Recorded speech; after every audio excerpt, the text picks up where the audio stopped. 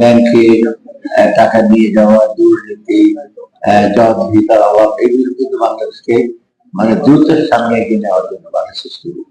বাংলাদেশের মতো অর্থনীতির এই অবস্থা কিন্তু খুব পৃথিবীর খুব কম দিকে রয়েছে। আপনারা যারা জনগণ, আপনারা কিন্তু সবচেয়ে বড় শক্তি। আমরা যখন দায়িত্ব নিয়েছি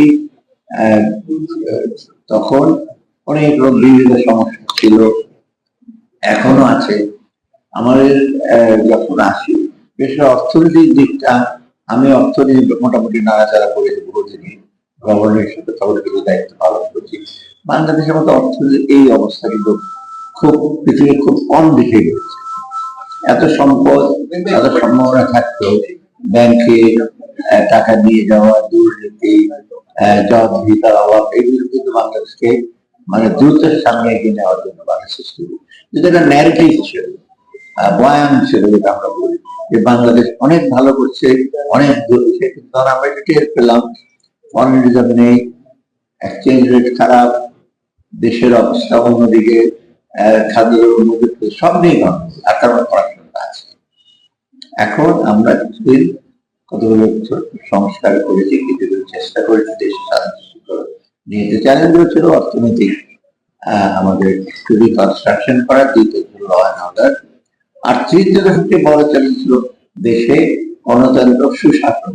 বিশেষ করে গণভোটের আয়োজনটা করা হচ্ছে এই জন্য যে আমরা কি সংস্কার করেছি সম্পূর্ণভাবে সংস্কার করে ওয়ান অফ একবার সব করে গেলাম, এসে হাত ধরে বসে গেলাম, বাড়িতে এসে সব কিছু করেছি, কিছুটা সাকসেসফুল হয়েছে, বাকি কাজগুলো সামনে দিকে এইটা। আর দ্বিতীয়ত আপনারা যারা জনগণ, আপনারা কিন্তু সবচেয়ে বড়। আমরা কয়েকদিন আগে রূপ করে গেছিলাম, সেটা একটা বালিশ কিনে আপনারা জানেন 10,000 দাম 15,000 টাকা ওইখানে।